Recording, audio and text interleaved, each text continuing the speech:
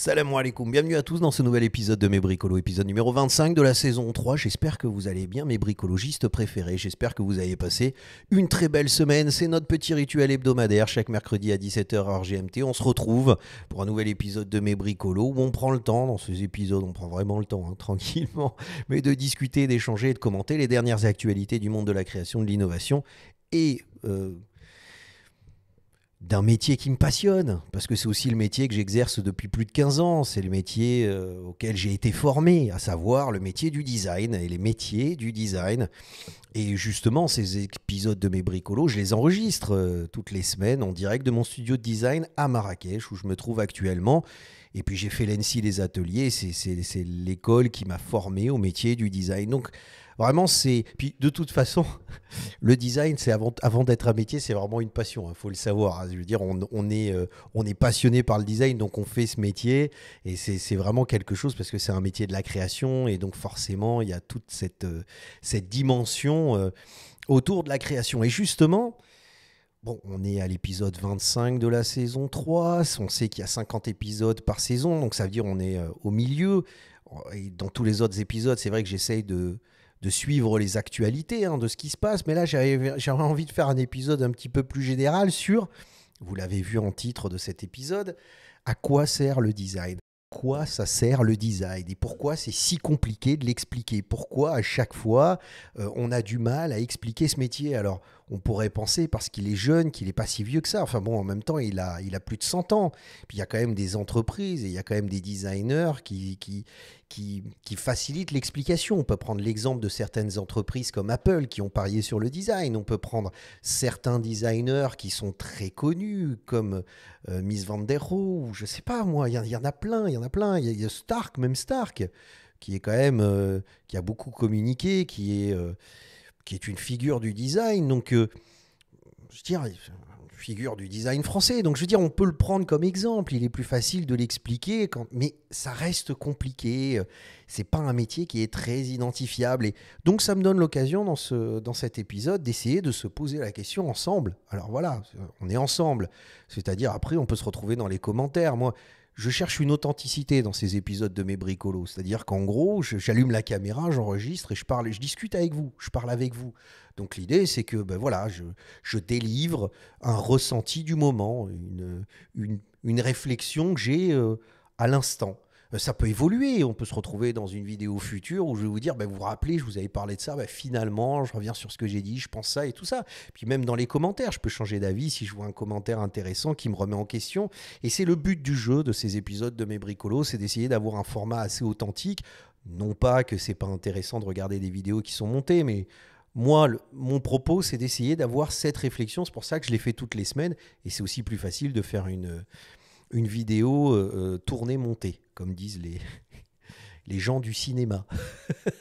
Donc, j'avais fait un épisode déjà un petit peu sur ce thème.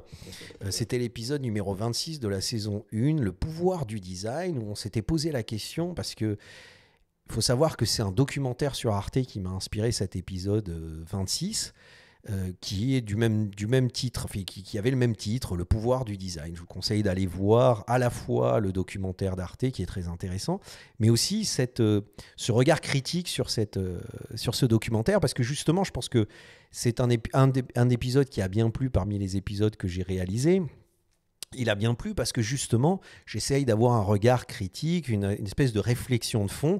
Et autant sur certains aspects de ce documentaire d'Arte, je suis totalement d'accord avec eux. Il y a des très très bonnes réflexions et notamment des intervenants qui ont vraiment une explication très intéressante sur l'idée du pouvoir du design et puis en faisant justement allusion et en citant les travaux de Victor Papanek. Donc je vous encourage à aller voir cet épisode, Le pouvoir du design. Mais ce qui est intéressant, c'est que cet épisode a plu et puis je regardais les statistiques de YouTube qui sait bien faire, l'application YouTube est bien faite.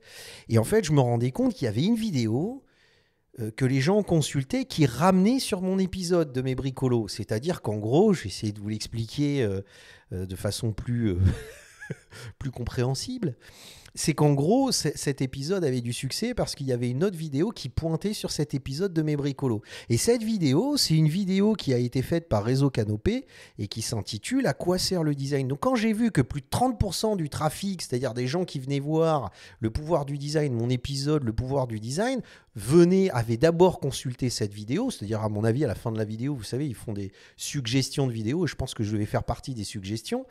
Je me suis dit, mais tiens, c'est intéressant, je vais aller voir cette vidéo, à quoi sert le design de Réseau Canopé. Et ça m'a complètement inspiré l'idée de cet épisode, et ça fait longtemps, hein, ça fait 3-4 semaines, un mois que j'ai envie de faire cet épisode, à quoi sert le design, que j'ai envie de prendre le temps de donner mon point de vue et mon regard, justement pour qu'on puisse en discuter. Alors, cette vidéo, on voit le petit logo là, hein, je ne sais pas si vous voyez en haut là, le petit logo de la République française. Donc à mon avis, hein, je n'ai pas vraiment regardé dans le détail, mais je pense que c'est un épisode qui est fait pour expliquer le travail du design, pour expliquer les métiers du design, et qui a pour objectif de sensibiliser peut-être les étudiants qui veulent faire un cursus pour devenir designer, pour entrer dans cette voie-là. Peut-être des étudiants, tu vois, qui se posent la question. Donc, c'est simple, à quoi sert le design? On va te donner la réponse. Donc, on va voir leur réponse. La vidéo dure 1 minute 28. Donc, l'idée, c'est justement, on va la regarder ensemble et puis après, on va essayer de l'analyser, de la commenter. Le design n'appartient pas au designer. Alors déjà, tu vois, quand ça commence comme ça, tu te dis, OK, on est complètement dans le gimmick du designer qui complexifie un discours pour lui donner une espèce d'amplitude, tu vois, de dimension. Parce que si tu comprends pas ce que je raconte, ça veut dire que d'une certaine façon, je suis plus intelligent que toi. Alors, je ne sais pas qui c'est, hein, ce monsieur. Hein. J'ai rien contre lui. En plus, c'est un collègue. Et vous allez voir, bien évidemment, j'ai vu la vidéo. Et vous allez voir, je suis d'accord avec ce qu'il raconte. Mais pourquoi ils sont obligés de dire les choses avec autant de complexité, avec autant... Je veux dire, tu peux pas... Tu as une vidéo où tu as peut-être des étudiants qui arrivent et qui se disent à quoi sert le design, et la première phase, c'est le design n'appartient pas au designer. Mais tu as une multitude de façons d'analyser cette phrase, ne serait-ce que ça. Tu as une multitude de façons de l'envisager. Ça veut tout dire et rien dire en même temps, finalement. Alors, évidemment, ça fait plus de 15 ans que je fais ce métier, j'ai eu affaire j'ai eu des discussions et j'ai échangé avec plein de designers, des gens autour de ce métier-là, étant moi-même designer. Et c'est vraiment les gimmicks, c'est-à-dire on utilise, et je pense que pour la petite anecdote, ça doit être Stark qui a inventé ça, mais cette espèce de façon de complexifier un discours, d'avoir une espèce de tout un champ lexical complètement... vaste et qui crée une amplitude dans les propos qu'on essaye de tenir. Et je vous dis, certainement avec l'objectif de brouiller un petit peu les pistes, de rendre pas forcément lisible ce qu'on raconte, parce que déjà, il faut lui donner de la consistance, parce que voilà, ça coûte cher, investir dans le design, ça coûte cher. Donc peut-être que si on vient complexifier un discours, ça lui donne beaucoup plus de valeur. Ça fait partie un petit peu des règles de communication et certainement de marketing. On doit trouver ça dans le marketing. Donc, on continue à voir cette vidéo. Je vais la commenter au fur et à mesure, vous inquiétez pas. Le design, c'est une pratique de la conception qui met l'utilisateur au centre de la démarche. Complètement d'accord. Le design doit faire le pont entre l'art et l'ingénierie. Chaque objet Totalement qu'on d'accord. manipule tous les jours, chaque service qu'on utilise est le produit de quelqu'un qui a pensé quelque chose. Donc, voilà, par exemple, on parle de design de service, on parle de design produit, on parle de human-centered design, c'est ce qu'il a dit au début. Quand on fait de l'éco-conception, c'est d'être capable de voir tout ce qui n'est pas visible, c'est-à-dire tout le cycle de vie qu'il y a autour, tous les impacts qui sont générés, peut-être à côté, mais peut-être aussi à l'autre bout du monde. Mon métier, en étant designer aux hôpitaux... Designer des hôpitaux de Paris, on a parlé d'éco-conception juste avant. Donc ça, c'est du design d'espace, ce qu'elle parle. Le biomimétisme, c'est à la fois l'art et la manière de s'inspirer du vivant pour concevoir des innovations plus soutenables.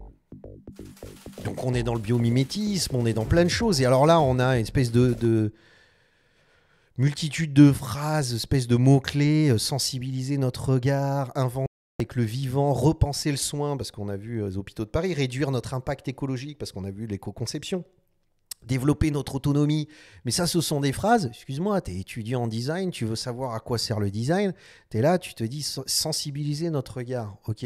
Le design n'appartient pas au designer. Ok. Le biomimétisme, ok. Ah ouais, l'éco-conception, le cycle de vie d'un produit, je comprends un peu. Alors, je vous dis, toute cette rhétorique, je la connais par cœur. Hein. C'est-à-dire, franchement, j'arrête pas de l'entendre, on n'arrête pas de l'entendre. Et c'est quelque chose sur lequel, c'est ça qui est paradoxal, c'est quelque chose sur lequel on s'exerce quand on est étudiant en design, dans ces écoles de design, c'est-à-dire qu'on construit toute une narration pour parler de nos créations. Et souvent, on vient mettre de l'amplitude à notre discours en essayant de faire des références, de créer un espèce de fafafouin. Voilà, je vais l'appeler le fafafouin. On avait une phrase comme ça avec les copains à l'ENSI. C'est une petit clin d'œil, il n'y a qu'eux qui pourront comprendre, donc c'est même pas la peine que je vous l'explique, mais c'est-à-dire un espèce de fafafouin, parce que tout d'un coup, quand tu fais une création et que tu poses une idée sur la table, et des fois, ce sont des idées qui sont venues dans une lecture de l'existant assez rapidement, tu te dis, pour lui donner de la consistance et pour lui donner un petit peu plus d'amplitude, je vais raconter des choses, je vais essayer d'y mettre beaucoup plus de complexité dans le discours. Donc ça va donner l'impression aux personnes qui le regardent que c'est complexe. Et c'est vrai, c'est-à-dire, moi je vous jure que quand je fais une étude constat, intention, positionnement, ce qu'on appelle dans notre agence de design le cahier d'idées, on passe des heures et des heures et des heures à analyser, à réfléchir, à regarder. Mais ce que j'essaye toujours de faire, c'est que quand j'essaye de le retranscrire au client, j'essaye de le retranscrire de façon lisible et compréhensible. D'accord ? Donc là, on continue à regarder cette vidéo. Pour les enseignants de lycée, une ouverture transdisciplinaire, donc ça, le but pédagogique aussi, c'est-à-dire de montrer. Tout repose sur la collaboration pluridisciplinaire. Il n'y a pas vraiment de produits finis chez nous, c'est plutôt des produits infinis. Alors là, voilà, bravo, il n'y a pas de produits finis chez nous, c'est plutôt des produits infinis, j'ai envie de dire, mec. Château d'eau, chapeau bas, quoi, parce que voilà, on est complètement dans cette espèce de rhétorique, de gimmick du designer, à complexifier un discours, à créer des punchlines, la mode de la punchline, même dans son style. Et il a l'air très, très sympa. Hein. Moi, je l'inviterais bien à manger un tagine au poulet, comme ça, je discuterai avec lui. Ça doit être très intéressant ce qu'il fait et ce qu'il raconte. Mais j'en peux plus, quoi. C'est-à-dire ces espèces de phrases dans lesquelles tu peux un peu tout mettre. Tu sais, c'est la phrase couteau suisse. Tu vois ce que je veux dire ? C'est-à-dire que tu peux faire un peu n'importe quoi avec, et quand tu as envie de lui dire, vas-y, explique le fond de ta pensée, fini, infini, c'est-à-dire tu vas être dans l'intemporel, tu vas être dans des objets qui durent dans le temps, ou fini, infini, c'est-à-dire c'est l'utilisateur qui doit terminer l'objet. C'est quoi le truc ? Tu vois ce que je veux dire ? Et ça me pose un gros problème parce que c'est quelque chose où on ne fait qu'embrouiller l'idée. Alors, à quoi sert le design ? La question qui suit, mais c'est pourquoi on ne comprend pas le design ? Pourquoi la plupart des marques, la plupart des industriels, des fabricants, des gens, quand ils te parlent de design, tu arrives, tu dis « je suis designer », il dit « ah, tu sais bien dessiner ». Alors, il n'a pas tort, puisque des designs, ça vient des dessinateurs industriels. Mais il n'a pas tort, mais on s'embrouille complètement. Alors, c'est là où c'est une vidéo qui a un but pédagogique, mais qui est très intéressant sur le plan de la critique. C'est-à-dire, c'est là où on fait cet exercice dans ces épisodes de Mes Bricolos, d'essayer d'avoir une réflexion de fond. Alors moi, je vais vous dire, oui, tout ce qui est dit là-dedans, c'est vrai. La notion de réflexion sur l'écologie, sur l'éco-conception, c'est vrai. La notion de s'inspirer du vivant, évidemment, parce que en s'inspirant du vivant, mais ça, c'est comme si je te parlais de la boîte à outils. C'est-à-dire, ce sont des éléments qu'on utilise quand on fait un travail de design qui fait partie de notre petite cuisine interne. On travaille sur l'éco-conception, on travaille sur le biomimétisme, on s'inspire du vivant. On travaille sur des scénarios d'usage pour réfléchir à des logiques d'ergonomie, à des logiques de fonctionnalité. C'est vrai. On travaille sur le design d'espace, on travaille sur le design d'environnement, comment améliorer l'appréhension d'un volume et d'un espace, surtout dans les hôpitaux, c'est très compliqué, donc c'est un moment difficile, donc on va accompagner le client, on va accompagner le consommateur, ou en tout cas le malade dans ce cas-là, à rendre cette expérience plus supportable, plus facile. Donc, c'est quelque chose où il est évident que l'humain est au centre de la réflexion du designer, le consommateur, le client, la personne qui va utiliser ton objet, tu l'as fait pour lui, tu l'as fait pas pour une expression personnelle de ton ego, tu l'as fait parce que tu fais cet objet parce que tu veux que ça améliore son quotidien, ça améliore les petites choses qu'il manipule au quotidien. Voilà, c'est vraiment quelque chose, c'est le designer, et c'est avant tout dans l'empathie. Mais ça... Alors, je vais faire une référence footballistique, même si je suis absolument pas le football, je suis plutôt dans le rugby et la F1 que le football, mais en tout cas, il me donne la possibilité peut-être de faire un élément de comparaison, une analogie qui va rendre cette réflexion, enfin ce commentaire peut-être un peu plus compréhensible. C'est que dans le football, évidemment, tu dois être capable de jongler avec la balle très facilement. C'est-à-dire, tu dois être capable d'avoir toute une façon de manipuler le ballon avec tes pieds pour pouvoir dribbler l'adversaire, pour pouvoir faire en sorte de pouvoir l'éviter et aller de l'avant. Tu comprends ce que je veux dire? Donc, toutes ces techniques de dribble, finalement, tu les apprends, c'est quelque chose que tu pratiques. Finalement, si je devais faire une comparaison, dribbler et toutes ces techniques de manipulation du ballon, c'est comme l'éco-conception, le biomimétisme, je sais pas moi, le human-centered design, le design thinking, etc. Ce sont des éléments, des outils qu'on utilise pour créer des objets, pour réfléchir autour des objets. Mais le but principal quand tu dribbles avec un ballon, c'est quoi? C'est d'aller marquer des buts. Si tu sais vachement bien dribbler avec un ballon mais que tu marques pas de but, ça sert à quoi? Tu fais quoi? T'es dernier de ta division, tu rétrogrades et ça sert à rien. Tu comprends ce que je veux dire?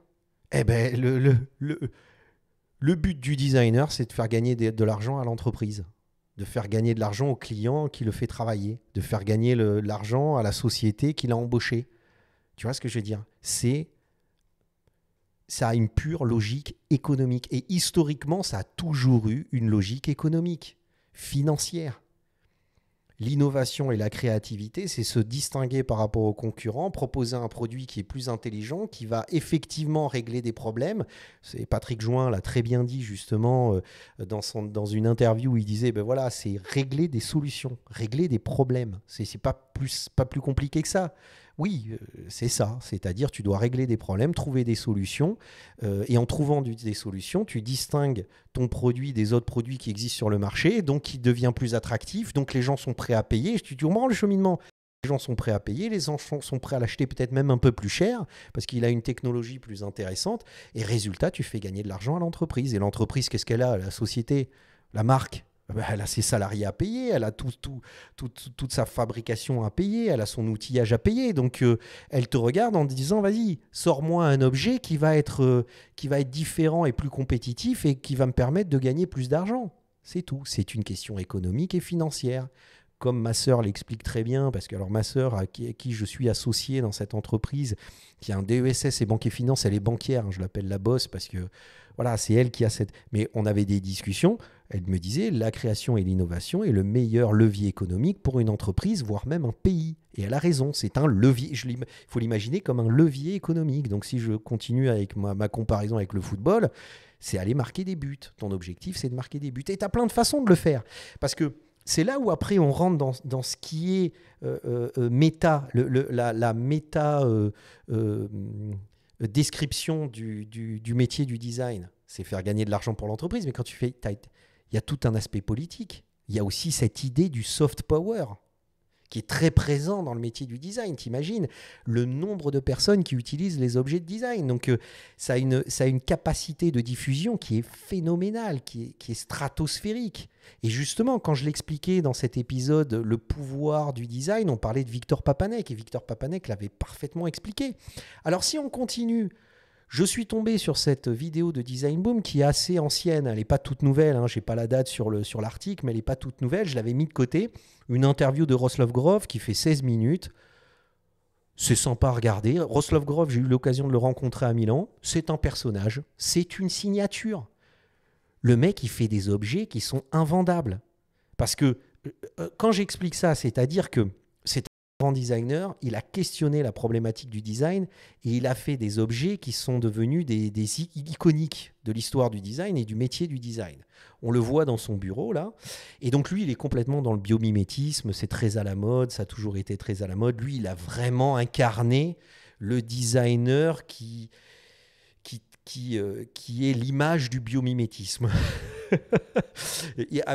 Qui est une extension du biodesign d'ailleurs. Hein. C'est très intéressant. J'avais fait un épisode précédemment sur le biodesign. C'est aussi très intéressant.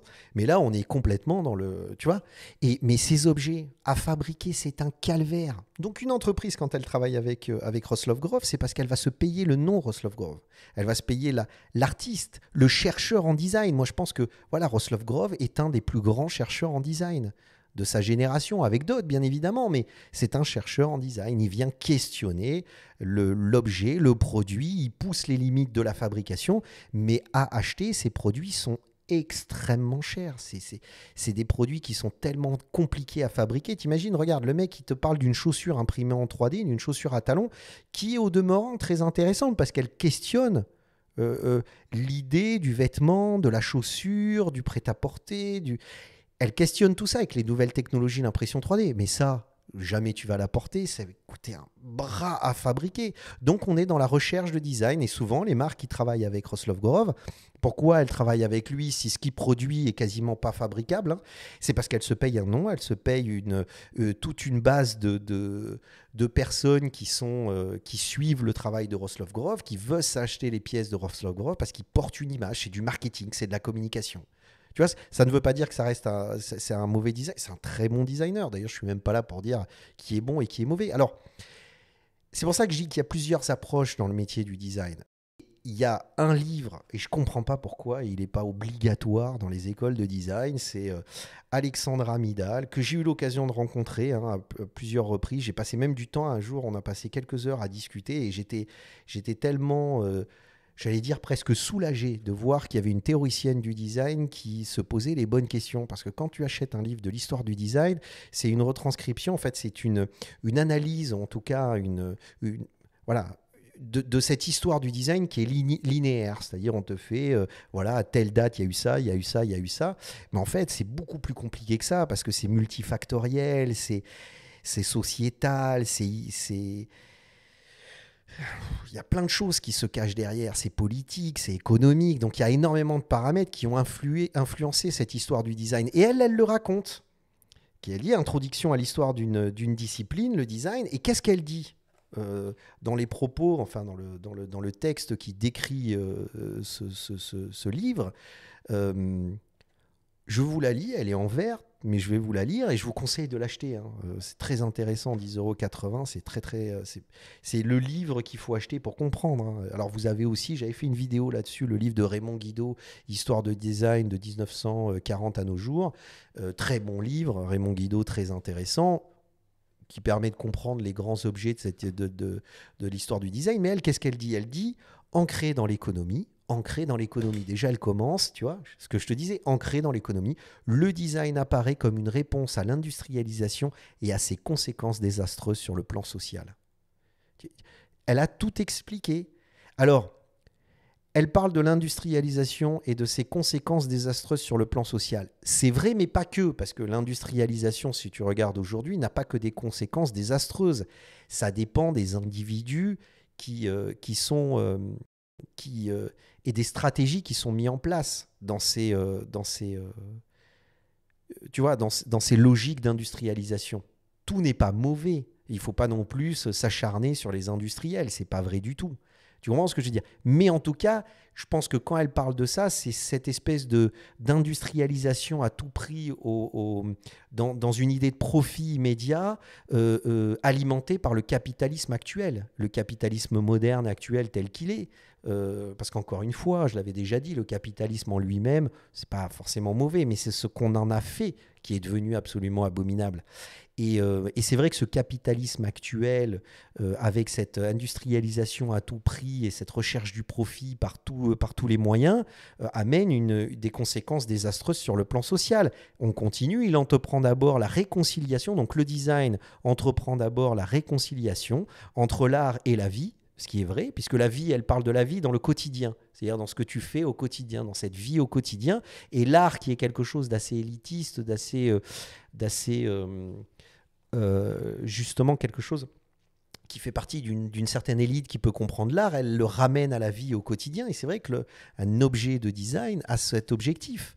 Un petit objet peut être à la fois beau, élégant, fonctionnel, ergonomique, d'accord ? Et ça, c'est vrai que c'est le métier du design. Avant de se poser, de réformer les champs politiques, sociaux et artistiques. Et donc, elle fait le lien entre le design, la notion de l'approche, puisque c'est économique, de l'approche politique, sociale et artistique. Et quand elle parle de politique, forcément, il y a l'aspect idéologique, et derrière l'aspect idéologique, il y a l'aspect éthique. Qu'est-ce qu'on souhaite faire ? Pourquoi on souhaite le faire de cette façon-là ? Et je pense, et je suis d'accord avec elle, je la rejoins parfaitement quand on aborde cette idée en se disant, mais finalement, est-ce que le designer, ce ne serait pas le bouclier, une espèce de bouclier qui vient protéger le consommateur d'une espèce de frénésie assez destructrice du capitalisme moderne. Tu vois ce que je veux dire ? Incarné par les industriels avides de profit. Parce qu'ils ne sont pas tous comme ça, mais tu vois ce que je veux dire ? Donc moi, je pense qu'on est là-dedans. Je pense qu'on est vraiment dans cette problématique-là, et je pense qu'elle a tout à fait raison. Et c'est pour ça qu'il faut absolument lire ce livre, et elle a écrit un autre bouquin, on va regarder. Donc on continue en tentant de donner des formes au progrès contemporain et industriel. L'histoire du design se confond dès lors avec le mouvement moderne et ses utopies, devenant l'agent le plus visible d'un bonheur collectif jusqu'à nos jours, devenant l'agent le plus visible d'un bonheur collectif. C'est-à-dire c'est celui qui fait la promotion et qui a pour idée et pour intention d'améliorer le quotidien des gens. Et elle a raison. Mais maintenant, aujourd'hui, les designers, ils sont à la merci des grandes entreprises, des sociétés pour lesquelles ils travaillent. Et cette notion d'éthique et des espèces de soldats qui sont des représentants des consommateurs pour essayer d'éviter de leur vendre des trucs pourris en fait, et d'essayer d'avoir quelque chose en disant mais non, ça c'est pas que ça. Bah, c'est vrai que ils disent voilà, on peut faire quelque chose de beau, d'élégant, pas trop cher, de fonctionnel, d'ergonomique, d'intelligent. Tu vois, et c'est vrai qu'ils ont ce rôle-là, mais t'as certains, quand t'es pris dans une boîte, ben voilà, t'as ton salaire à la fin du mois, bah, tu fermes un peu les yeux. Et aujourd'hui, on est vraiment dans une situation qui est très compliquée, hein, et ça se voit. Hein. On a vu le Covid, ce livre a été écrit en 2009, c'était donc 10 ans avant le Covid, et même si elle pointe du doigt l'importance du métier du design et surtout l'importance d'autonomie et un peu tu vois, une certaine forme d'indépendance pour le designer, mais on a vu avec le Covid, tu as plein de designers qui ont fait des objets qui alimentaient un discours très anxiogène. Tu vois ce que je veux dire ? C'est très problématique. Tu vois ? Et donc, elle a écrit un autre livre, Design by Accident for a New History of Design, très intéressant. Alors, ce qui est génial, c'est que ce bouquin, elle m'en a parlé parce qu'elle était en train de réfléchir et elle avait commencé à l'écrire à l'époque où je l'avais rencontrée, et elle commençait à me dire mais voilà, je suis en train de travailler là-dessus, c'est intéressant là, la discussion qu'on a parce que et donc c'était fabuleux parce que maintenant, alors je l'ai pas encore lu, hein, je vais l'acheter, je vais le lire, il est sorti en 2019 et cet épisode m'a permis de me rendre compte qu'elle avait publié ce bouquin là, donc je vais l'acheter et peut-être on fera un épisode pour discuter de ça, mais franchement très bon bouquin, je vous conseille de le lire. Et je suis tombé sur une vidéo, et on terminera là-dessus parce que c'est très intéressant, d'un YouTuber comme moi qui s'appelle Design-moi un mouton. Je mettrai le lien de sa chaîne YouTube dans la description de cet épisode.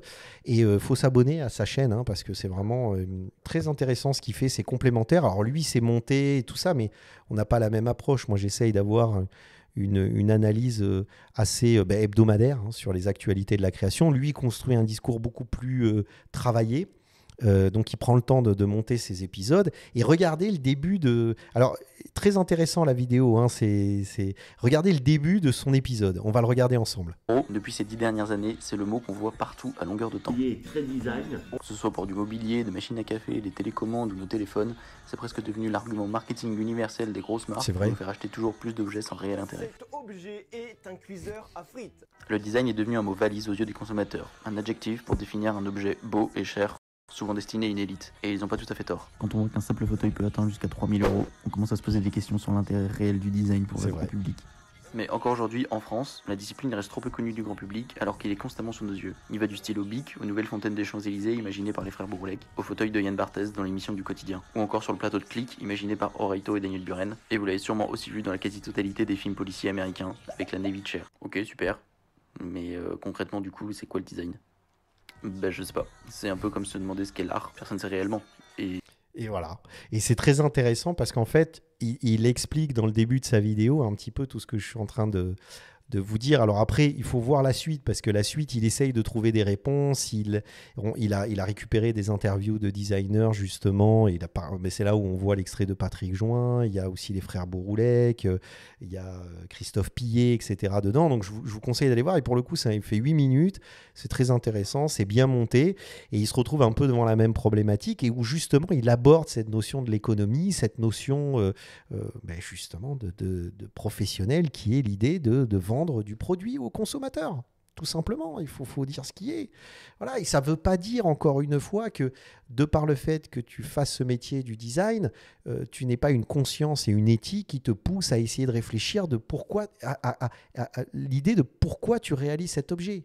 Est-ce que ce n'est pas un énième produit de consommation et est-ce que tu ne peux pas questionner ? On l'a vu dans un épisode précédent de Mes Bricolos, design disruptif. On en a parlé avec des designers qui viennent questionner par des objets manifestes, qui viennent questionner la société de consommation actuelle, le développement de l'intelligence artificielle, tout ce genre de choses. Et c'est vrai que c'est très intéressant. C'est pour ça que on peut avoir une démarche, et c'est là où je suis tout à fait d'accord avec Alexandra Midal quand elle écrit que le design, cette idée finalement d'être un agent le plus visible du bonheur collectif, c'est très joliment dit. Mais elle a raison quand elle dit ça, elle a tout à fait raison et je la rejoins. Donc voilà, c'est-à-dire que je pense, c'est un épisode assez long, hein, on est à 30 minutes, on est à plus de 30 minutes, mais je pense que c'est un épisode qui est très intéressant. Je pose un petit peu les bases de cette réflexion, on est là dans les commentaires, on en discute, mais je pense qu'il faut avoir, et c'est le but de ces épisodes de Mes Bricolos, une honnêteté, une objectivité, une sincérité, en tout cas j'essaye d'être le plus sincère, et de vous dire, voilà, au-delà de savoir dribbler la balle et de la manipuler correctement et d'être capable de faire n'importe quoi avec le ballon et de l'acheter partout, ton objectif, c'est de marquer des buts. C'est de faire en sorte que ton équipe soit numéro 1. Et donc forcément, si elle est bien positionnée, elle récupère l'argent des sponsors et elle peut investir encore plus chez des footballeurs encore plus talentueux et dans des équipements encore plus importants. Mais voilà, c'est la même chose pour le design, dans le sens où la beauté du geste et la beauté du métier du design comme un agent d'un bonheur collectif est évident et j'espère que il est enseigné. Moi je sais que quand j'ai fait l'ANSSI, c'était pas forcément enseigné, c'est quelque chose dont je me suis rendu compte par la suite dans les discussions et surtout quand j'ai monté ma boîte et que je me suis confronté à des professionnels, quand j'étais en phase d'industriel ou de commerçant. Je me rappelle très bien avoir fait un restaurant, un grand restaurant à Marrakech de plus de 600 mètres carrés et les choix esthétiques, les choix de fonctionnalité, d'ergonomie étaient toujours liés à la rentabilité au mètre carré. Si j'enlève une table pour mettre un élément esthétique qui va avoir une place importante dans l'idée de l'espace de le mettre en valeur, oui, mais ça veut dire que si j'enlève 4 places assises, est-ce que le sacrifice de la rentabilité au mètre carré est important et peut être questionné par cet élément de style que je souhaite positionner. Tu vois ce que je veux dire ? Tout ça est lié, quoi. Tu comprends? Donc on pourra après aborder plein d'anecdotes, plein de réflexions, mais je ne vais pas parler plus longtemps puisque l'idée c'est quand même de rester dans un format... J'ai dit on prend le temps de discuter, c'est l'objectif de ces épisodes de mes bricolos. Voilà les copains, voilà mes bricologues préférés, les bricologistes. Je vous demanderai pour ceux qui ont eu le courage de rester jusque-là, vous savez j'ai passé l'après-midi à faire cette vidéo, non seulement à la préparer, puis après de faire ce monologue, je m'y suis repris à plusieurs fois. Et c'est pour ça que c'est très important, je vous remercie vraiment d'avance à tous les abonnés, mais aussi à ceux qui vont s'abonner. Vraiment prenez le temps, si vous êtes resté jusque-là, abonnez-vous, mettez un petit pouce, ça soutient le projet, ça permet aux algorithmes de proposer ces vidéos à d'autres qui seraient intéressés par ça, parce qu'il faut aussi à bout d'un moment dire les choses et c'est difficile de tomber là-dessus. Allez voir la vidéo et la chaîne YouTube aussi de mon confrère, c'est comme... on va dire, hein. Et puis on se retrouve la semaine prochaine pour un nouvel épisode de mes bricolos. Il s'est passé énormément de choses dans l'actualité de la création et donc du design. Il y a plein de choses à dire, donc on se retrouve la semaine prochaine pour un nouvel épisode de mes bricolos. Allez dans les commentaires et dites-moi ce que vous en pensez. Pslama à tous et à bientôt. Et je vous laisse avec des épisodes qui vont s'ouvrir à droite et à gauche. Et puis prenez le temps de les regarder, ça va vous permettre de vous faire une idée de tout ce qu'on raconte. Allez, pslama à tous. Bye.